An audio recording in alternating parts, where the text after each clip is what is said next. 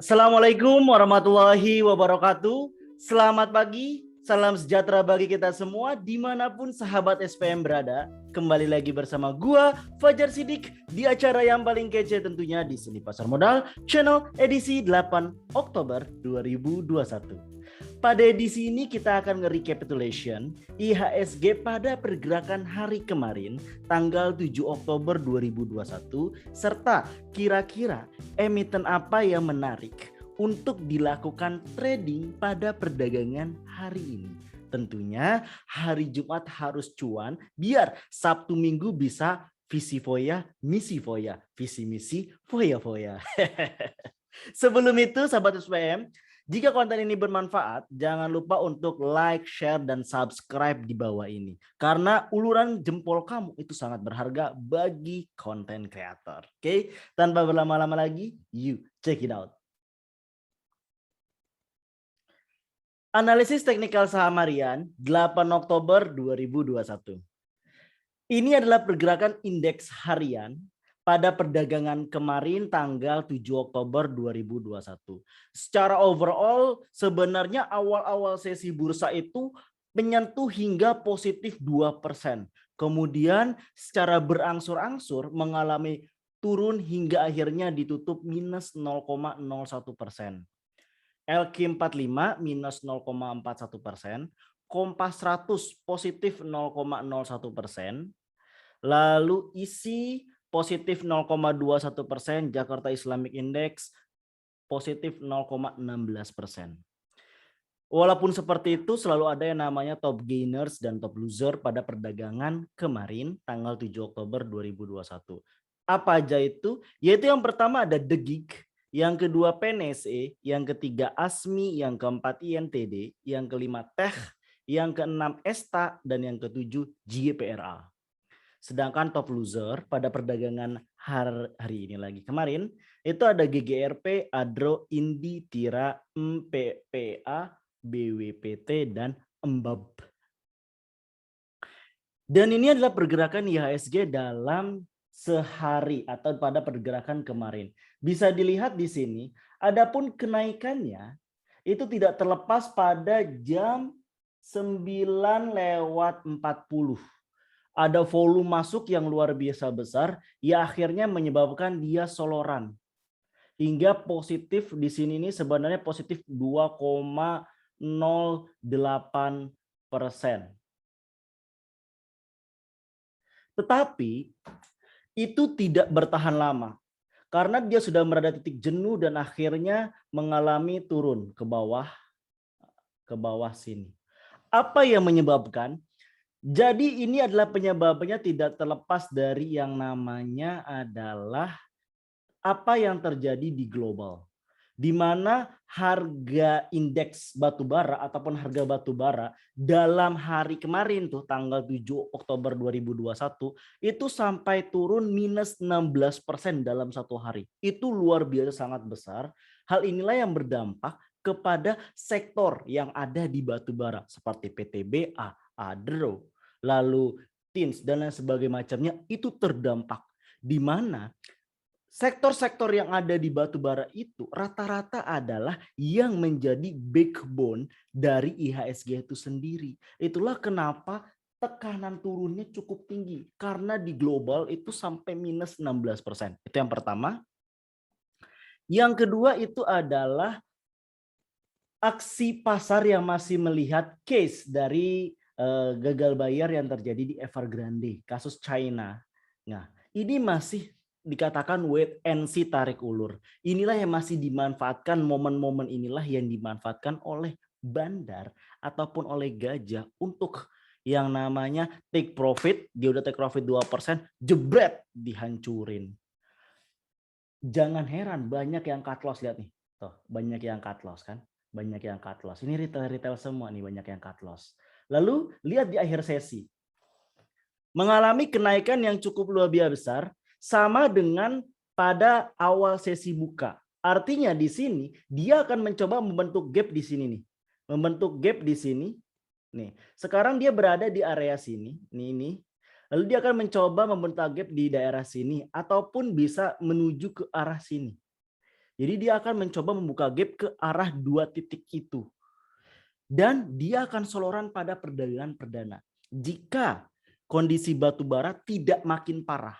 Kalau kondisi batubara global itu makin parah, turun terus dari kemarin minus 16% dan ini turunnya lebih lagi, maka itu akan case-nya akan mirip pada ini awal sesi buka, lalu akan mencoba ditutup.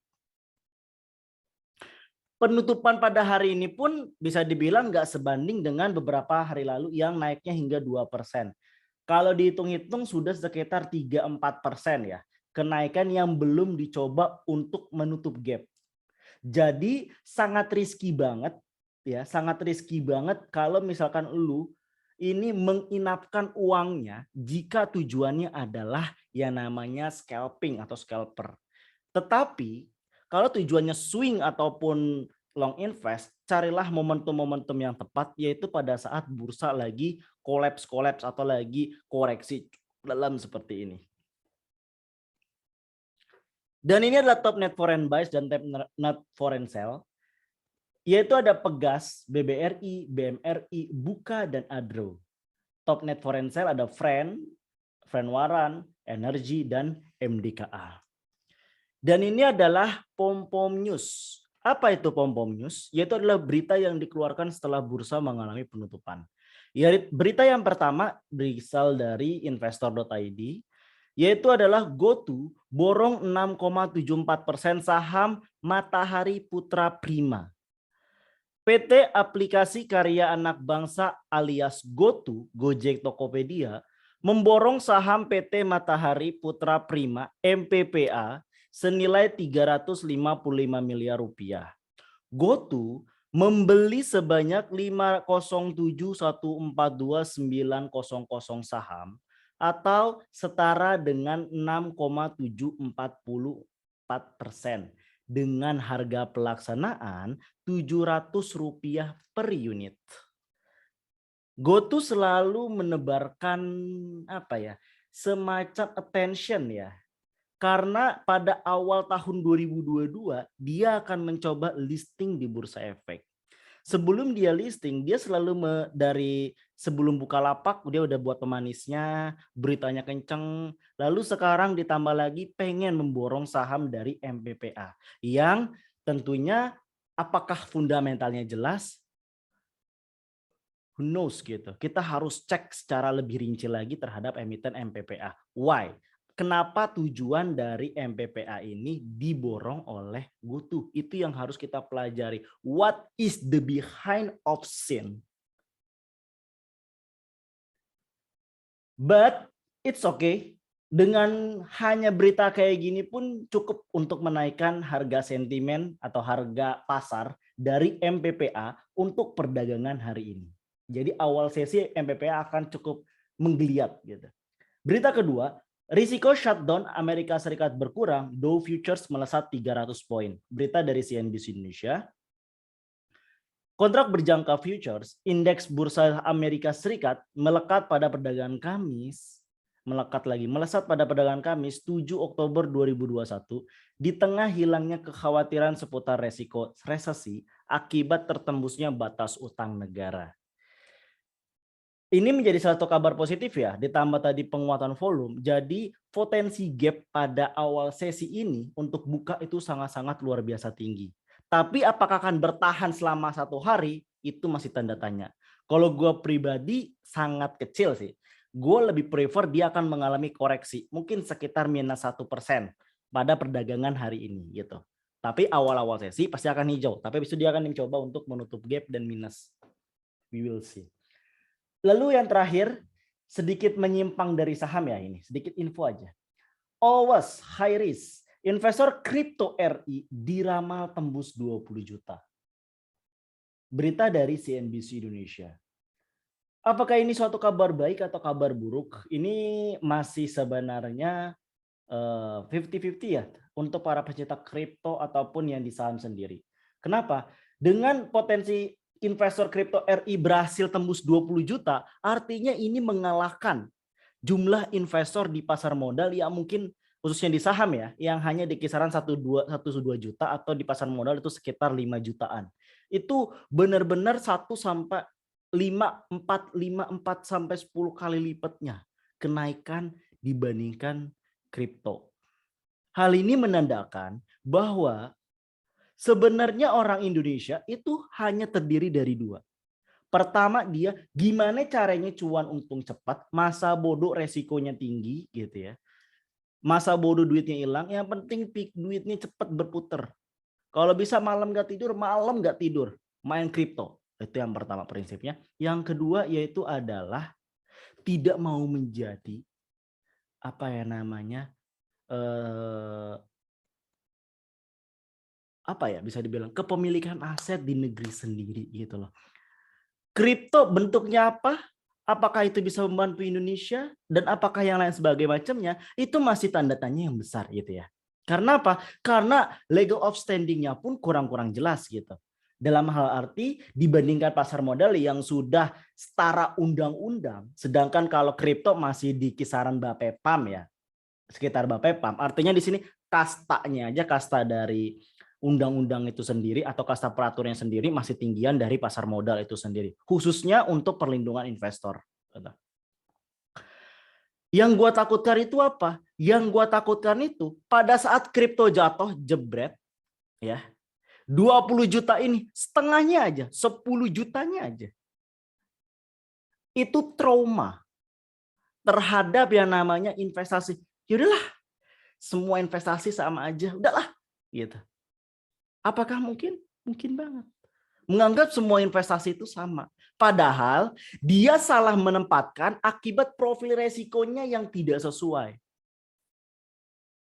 Inilah yang harus menjadi perhatian kita. Karena kenapa? Kalau sampai setengahnya aja itu 10 juta investor kripto tadi, khususnya yang di Indonesia adalah mengalami traumatically, kapan pasar modal saham kita itu menguat? Akan berkutat di sekitar 5 juta ataupun kalau saham sendiri hanya sekitar 1 sampai 2 juta. Itu cukup menyedihkan, tapi itulah faktanya. Semoga habis nonton video ini ya, itu menjadi kesadaran lu, oh iya gitu. Main kripto boleh? Boleh, silakan. Tapi jangan melupakan untuk bermain di saham. Karena siapa lagi yang bisa memajukan perekonomian Indonesia kalau bukan kita? Siapa lagi yang bisa ngebantu para pekerja sana tuh yang lagi kerja di perusahaan tersebut biar produksi bisa jalan? Gimana caranya? Ya puterin duit di saham. Bantu mereka biar usaha itu punya modal untuk usaha juga. Oke, udah itu aja panjangan. Next. Inilah review rekomendan pada perdagangan kemarin tanggal 7 Oktober 2021. Ada BBYB, ada WMUU, ada SMKL. Secara overall semuanya out of standing, terutama adalah WMUU dan SMKL naik hingga 4% dan 2%. Itu selamat bagi yang mengikuti pada perdagangan hari ini untuk trading plan hari ini. Bagi yang belum jangan sedih karena habis ini nih gue akan kasih tahu emiten apa yang menarik untuk ditradingkan pada perdagangan hari ini 8 Oktober 2021. Yang pertama adalah NIOR. Sebelumnya di sini gue akan menggunakan 2 indikator, yaitu adalah indikator Bollinger Band dan yang kedua adalah indikator Chaiken Oscillator. Apa itu indikator Bollinger Band dan indikator oscillator? Indikator Bollinger Band adalah indikator untuk melihat kekuatan tren. Kekuatan trennya itu sekuat apa dan akan mengarah kemana. Dan strategi yang digunakan itu sangat-sangatlah simpel kalau kita menggunakan Bollinger Band, yaitu adalah buy on weakness, sell on strength. Gimana caranya? Lihat di sini ada 3 garis. Ini adalah lower band, ini adalah middle band, dan ini adalah upper band. Ya, UB. Middle band dan ini lower band. Nah, oke. Caranya gimana?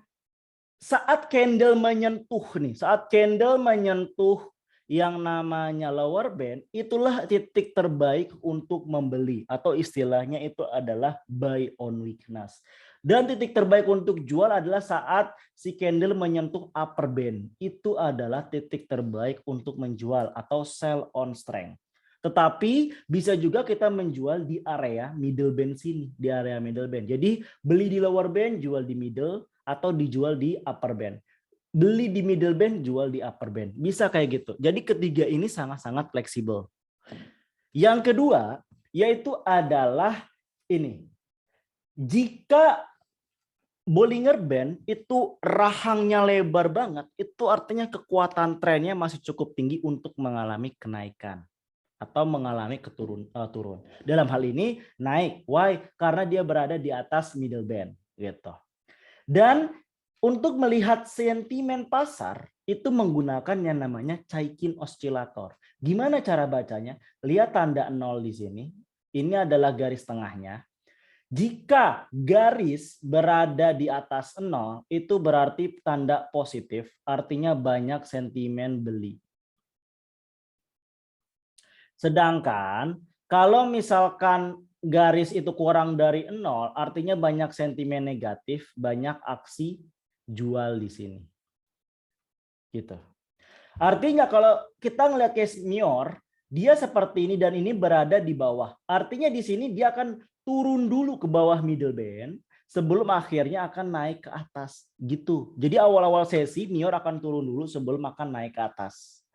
Jadi area belinya, beli di 2400 sampai 2410, cut loss di 2380, jual di 2470 sampai 2500, kemungkinan naik 63,33%.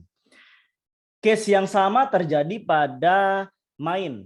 Jadi beli di 810 sampai 815, cut loss di 805, jual di 840 sampai 850, kemungkinan naik 47,46%.